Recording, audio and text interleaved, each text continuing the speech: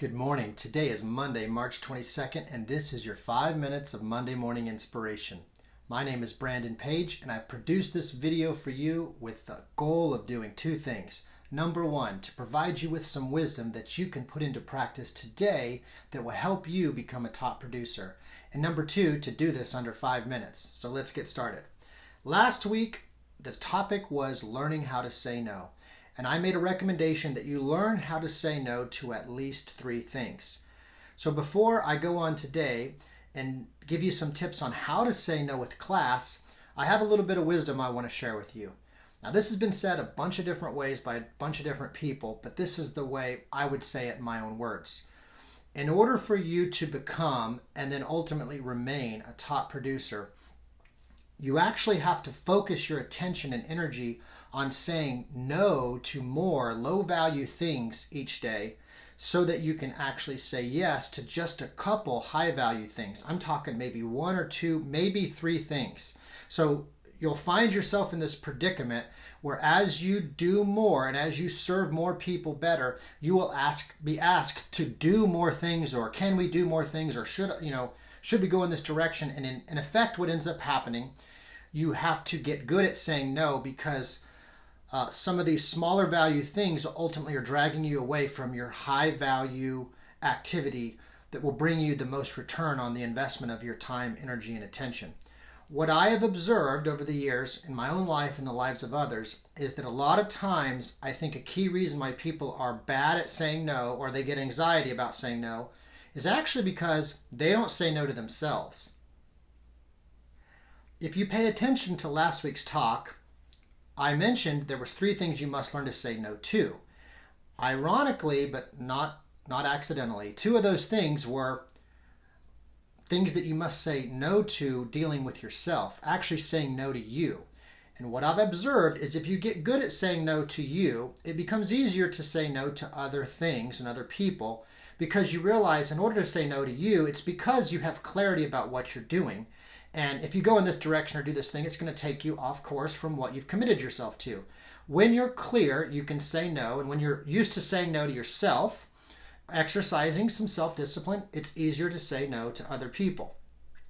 So today, here's the 3 tips for learning how to say no with class.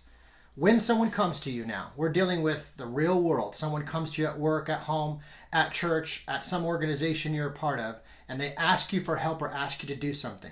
Before you blurt out and say yes, or before you say no, you can say no without saying no. You simply qualify the ask. And what I mean by that is this. You say to them, what is it exactly that you're trying to accomplish? Tell me, what's your goal? Where are you trying to go? What are you trying to do? You're asking me for help, but what is it? Help me understand what you're trying to accomplish. And then listen. Give them 60 seconds to explain. And if they rabbit trail, say, no, but what is it that you're trying to do? What you're trying to accomplish?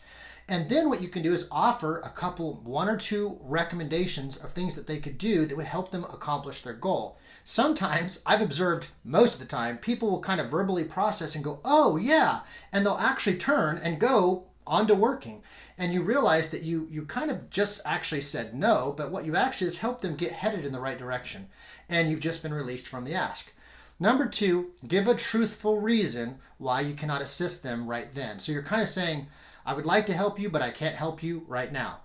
You say this, thank you for coming to me. I think I understand what it is that you're trying to do, but unfortunately, I've already committed myself to other things and other people, other places, other events, and I've already made a commitment, so I must do this first before I can help you. And most people will respect that. They can say, oh, well, they've agreed to help someone else, or they're doing something else. With a simple reason, most people can be pacified and say, okay, and they're willing to accept that and respect you for it. Number 3, and this is probably my favorite, you say yes, but you say no. You say yes, but no. You say, yes, I will help you, but no, I will not help you like that.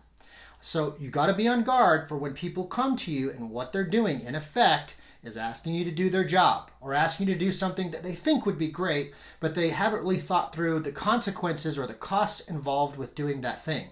When this happens to you, you just simply say, yes, I will help you, but I'm not going to help you like that. I'm willing to help you like this. And what I like to do is if someone comes to me asking for help with a task, I give them 2 tasks, sometimes 3, and I say, do these things first, and once you've done these things or gotten these answers, come back to talk to me and we'll move forward. And a lot of times, again, you've been released from this workload you were just being handed and you've actually helped someone.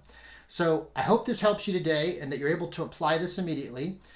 If you found this information beneficial, please share this video with someone you care about. And know this, God cares about you. He even cares about the small details of your life. And so do I, which is why I'm producing these videos for you. So with that, I hope that you have an awesome Monday.